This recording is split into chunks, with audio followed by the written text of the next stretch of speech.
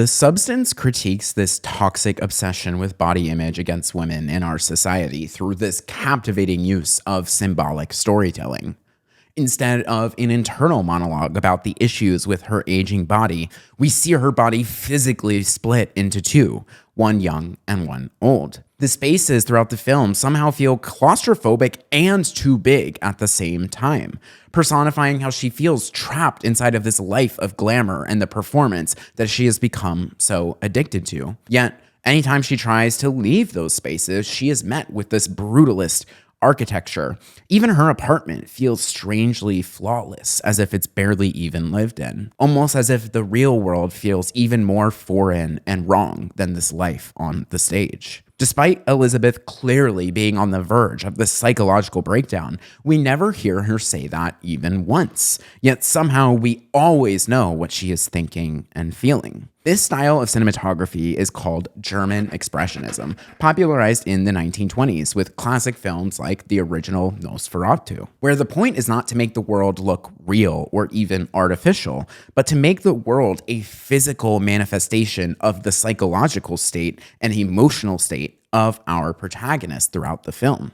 The Substance is a masterclass in this kind of visual storytelling by utilizing spatial distortion, lighting composition, interior design, and some incredible acting performances. In this week's episode, we will break down and analyze every element of visual storytelling throughout The Substance to determine exactly why this film is so captivating and how you can embody these tropes into your own artwork, and overall what I thought of the film.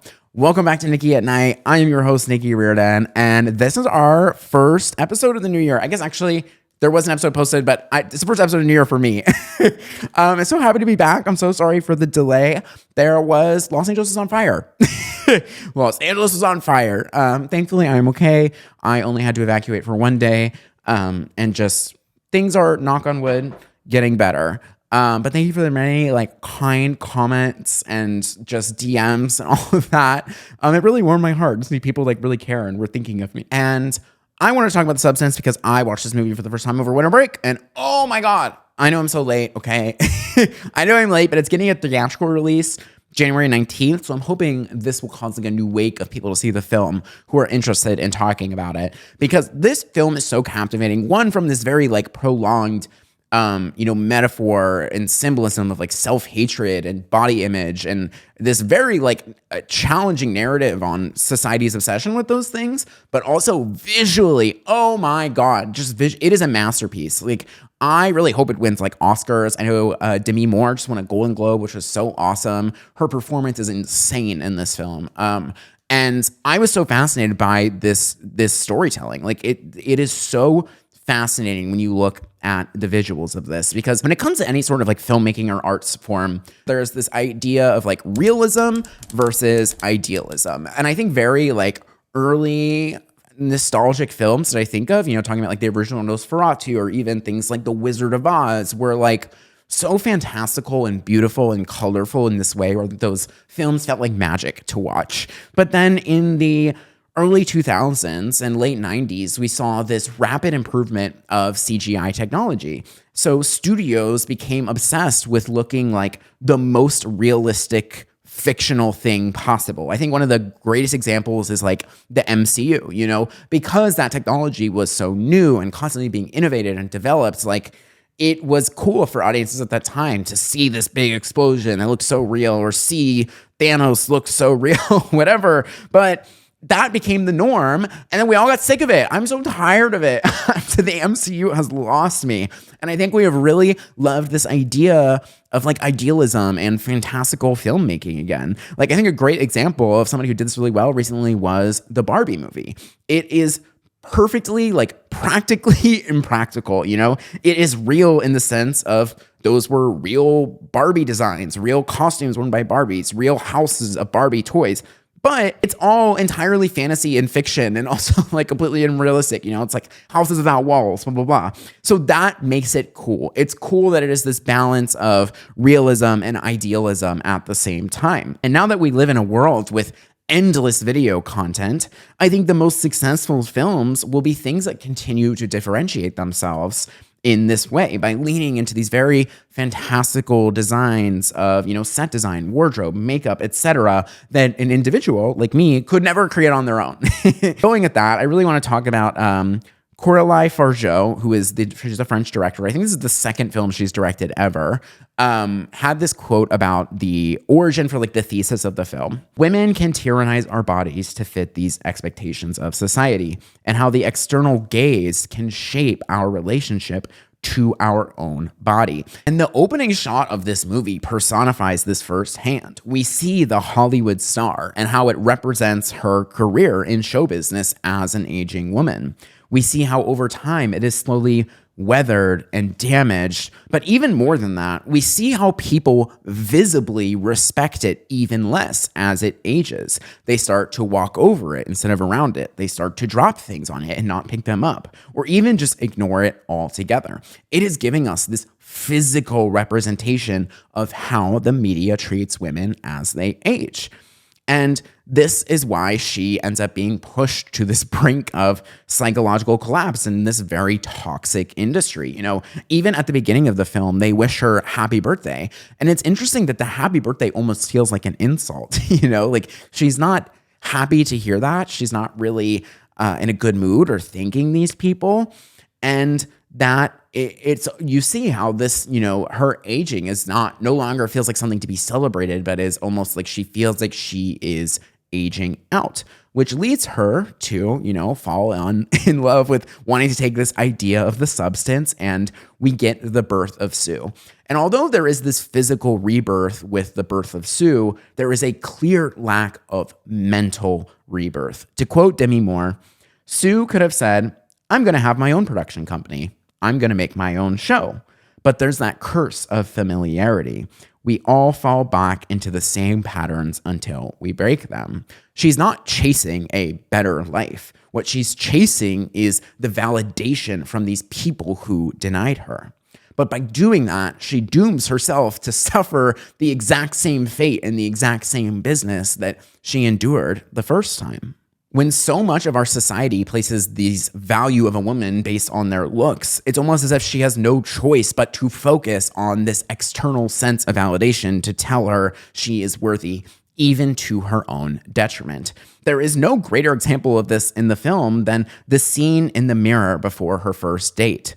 She looks absolutely beautiful, but she doesn't look like Sue. So she hyperfixates on every little detail until she completely tears herself apart and looks even worse than she did to begin with. Trying to make herself perfect made her imperfect, because perfection is a completely subjective concept. It does not exist. She's chasing this beauty standard of a younger woman that has no merit because it is entirely fake. It is the substance. The same way in our society, we're chasing these beauty standards based off of TikTok and Instagram and magazine covers when those things are edited by professional photographers. It's not that she wasn't beautiful, but this constant comparison of herself to another woman robbed her of loving herself in the first place. And I think that's this eternal, quote of comparison is the thief of joy. If we have so much that we are so grateful for, and there's even a younger version of us who would have killed and strived to be where you are right now, but because you can see yourself somebody else online who is doing something better or has a cooler thing or a nicer car or a bigger house, whatever, you cannot be satisfied with where you are now. And this whole thesis of the film is built on this idea of comparison and how that we are beautiful. Demi Moore and Elizabeth is beautiful, stunning woman, but she becomes more miserable once there is this younger version of herself, because it's no longer about her beauty now. It's about this gap in comparison to this younger version of herself, this impossible beauty standard to uphold. And that takes us to Elizabeth in her bathroom, where we see this constant self-hatred fueled by this comparison between Elizabeth and Sue. And according to the director, the bathroom is meant to represent Elizabeth's inner world. She's facing herself, but in a totally non-sexual way, almost as if she's looking in the mirror at her inner thoughts. And we see all the vulnerability, the self-doubt, and self-hatred that she grew to develop. And what's fascinating is there's a lot of nudity in this film, but it's never sexual. And there's a lot of sexualization in this film, but it's never nudity. The nudity is actually meant to symbolize vulnerability. There is nothing between her and the world and what she's thinking, whereas this hypersexualization of a fully clothed woman is meant to symbolize the fact that no matter what a woman does, she will always be viewed as this sex object or this entity that is based, whose value is determined by her looks. And I think that, again, is just this beautiful symbolism. Like, everything about this movie is just so poetic. It's insane. And there are a lot of interesting parallels in the film this way. One of the things I noticed was this grid pattern that appears so often. It's all over her bathroom. It's also on the set where she films. It's in the room that she picks up her substance. What does it symbolize? To me, it felt like a cage almost. It kind of looks like a cage, that even in her most vulnerable inner world, she is still trapped by this idea of comparison and external validation, and that fuels this undying self-hatred to uphold herself to an impossible standard. And this is exactly why this use of expressionism in the cinematography makes the movie so compelling. Every shot of this film is meant to symbolize an emotion. For example, Hollywood is a gross transactional industry. They will chew you up and spit you out as soon as they are done with you. So we see this Hollywood executive in the scene she's getting fired, opening shrimp, chewing it up, and spitting it out, literally doing to the shrimp what he is about to do to her. When Sue gets introduced, we know that she's going to be this hypersexualized woman by the studio for profit. So the first shot, she meets the studio executive. We see her through the legs and a downward angled up shot of Sue through the legs of this man, right? It is personifying the emotion of like lust and how he sees this woman as a sex object, literally through his own legs. This is German Expressionism 101. It is utilizing this distortion in space, this distortion in the camera angles and the lenses to define the emotion of the subject, right? We never hear the studio executive say, "Oh, you're beautiful," and blah, blah, blah. We just see Sue through his legs. We never hear people actually state how they are feeling. We feel it through the visuals. Sometimes we even just get this raw shot of the space before itself, before we see the subject. Like when Elizabeth is depressed, right? She's binging and eating food on the couch, but before we see her do that, we get this raw, still shot of the dim lit room with all the lights off and just the flickering TV light in the corner. We establish the emotion before we establish the subject. The person, the actor, the subject never tells us the emotion. She never says, "I'm sad, I'm depressed, blah, blah, blah." We are living as almost we're this fly on the wall, and these context clues in the cinematography are what establish the emotion for the film. And it continues with this, again, this almost unsettling level of flawlessness. It feels almost clinical. The shapes in the film are all perfectly uniform. The walls are completely flawless with no embellishes. And we never see a single window throughout the entire movie besides the one in her home, which is massive and in this 16:9 format, similar to a TV screen. The big window has that eerie glow that a vintage TV used to have, like a TV screen of the world. Or rather, maybe she is trapped inside of the TV itself. And there's even some more great moments of this subtle symbolism. How on the set of Sue's workout show, we see how the entire camera crew and the executives are comprised of entirely men. Again, which I think is very interesting. There's no direct moment of talking about misogyny or anything like that. It's just she is this woman who's being pressured by this industry of all of these like gross, sweaty men. And this shows that even at the pinnacle of success, the world values a woman based off her relevance to a man. And even when the entire target audience of something like a workout class is supposed to be women themselves, still, yet it is based off this idea of the male gaze. Or how her nightmare, where she literally like pulls the chicken leg out of her stomach, is centered around this concept of both food and public shame, her two ultimate vices throughout the film. When she gets sad, she binge eats, and she lives her entire life and career in pursuing this validation from these people. Elizabeth encountering that guy that Sue hooked up with even is creating this physical moment where we see the same man, how he treats an older woman versus a young, hot, beautiful woman. And this leads us to our ultimate climax when Elizabeth and Sue face off for the first time. And we see all of that resentment manifest itself when Elizabeth tries to finally end the cycle and terminate the substance, only to pull out the last second with the blood transfusion because she doesn't know how to love herself without Sue, her beauty, her life, and the opportunities she is given. So they finally face off for the first time. However, Sue has always been this physical manifestation of Elizabeth's self-loathing, someone who was born solely out of this desire to be young and more beautiful again. And Elizabeth was willing to physically destroy herself over and over again to go through this process by taking the substance. So it only makes symbolic sense that Sue takes the ultimate action she can against Elizabeth in that act of self-loathing and physically kills her. What is a greater example of self-hatred than that? Ending with this another fantastic and symbolic shot where before Sue kills her, she grabs her face and makes her look at herself in the mirror for the last time before she smashes her face into it. Again, going back to that original moment and when she's on the date and looking herself in the mirror, how she can never be enough for herself. And then we get to the end, which is the Monstro Eliza Sue. And I would argue that this is the greatest moment of symbolism throughout the entire film. After seeing Sue completely ignore the rules of the substance for months, her body starts to deteriorate. Teeth falling out, nails peeling off, and in this moment of desperation, she does the only thing she can think of. She injects herself again, creating the monster. And the director has said that this is actually one of, if not her favorite moment in the entire film.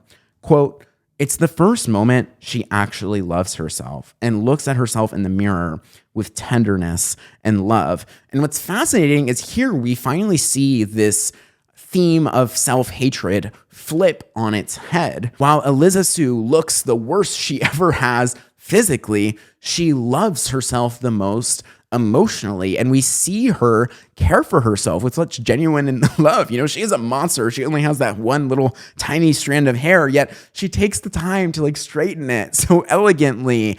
And it is meant to show this initial theme of comparison being the thief of joy, right? When we have Elizabeth here as this middle ground and she creates Sue, Elizabeth hates herself more because now she only sees herself as worse than Sue, the gap between the two. However, for the first time when they establish this lower baseline, something that is more monstrous than it has been ever before, for the first time ever, Elizabeth loves who she always was to begin with. And I think that's even why she, takes the poster and puts it over her face. Now she felt ugly in the past comparing herself to somebody else, but now that she is ugly, she can finally see the beauty she has had and lost. And it's fascinating that now this time it's that same concept of comparison that makes her feel beautiful. So then we see her go backstage, ready for the New Year's Eve show, but now she is yelled at and called a monster and attacked.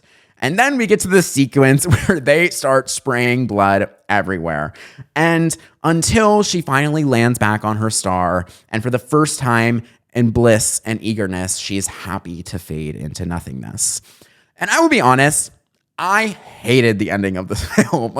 I hated that scene. I felt like it was way too graphic in a way that was fully unnecessary. I understand the metaphor. I think it was supposed to show how this audience of people in the world pressured her and built this system that makes her feel like a monster. And in the end, it is her blood that is on their hands. Physically, they get covered in her blood. But there is 20 minutes of that sequence that I just described to you in literally 3 bullets on my notes. It was literally 3 bullets. And I think that they said that the director used 21,000 liters of fake blood attached to a fire hose.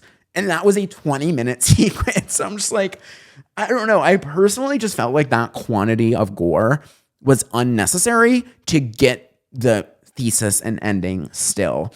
It just made me feel uncomfortable. I even caught myself looking away during many moments of that last 20 minutes. And it frustrated me because that was really supposed to be this like ultimate payoff moment for the movie. And I felt myself looking away from it, you know, like I want to be revering in that big final climactic scene. And I was even watching it with my mom, actually, who is a lot more squeamish than me. And she physically like got up and left the room, which is sad and also made me realize that I think there's a lot of people out there who are more squeamish or just not into this concept of like horror film as much, that are not going to see this movie in its entirety because of that last like 20 minutes, you know? And that makes me sad because I think this movie again has such beautiful and deep symbolic symbolism that is so interesting to the way it is societal commentary. And I love movies like this that have this very deep thesis of, you know, the way we behave sociologically as creatures.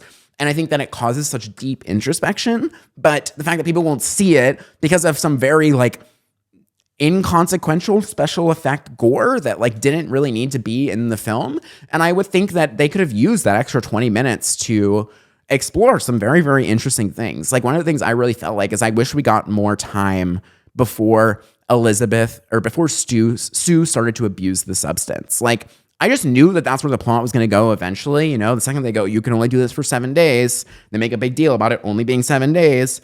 Eventually, she's going to do it more than 7 days. You know, like that's why they keep bringing it up. So I don't feel like we really got to revel in this like fascinating. I don't know, just that concept of that, like a life where you live 7 days on and then 7 days off and then 7 days on as two different people was very fascinating to me. I would have loved if they delved into that a bit deeper. And I feel like that space in the film could have been used in that way. I don't know. Again, this is just my take. People loved it. It's a very critically acclaimed film. I'm so glad it's getting a second theatrical release. I think it is so fascinating. And again, it's this really deep societal commentary. It's really why I wanted to talk about it. I think it's such a beautiful use of like filmmaking as an art form to create an emotional response that causes people to think and not just think about the movie itself, but think about the way they view the world. And that is so cool. That is why art exists. That is what makes it so fascinating. And I love, again, that this is not some big MCU budget movie. You know, this is like a more indie film, but it has been created such a big wave on the internet. So if you haven't seen The Substance yet, check it out. And if not, I mean, you just got spoiled the whole thing. I'm sorry, girl.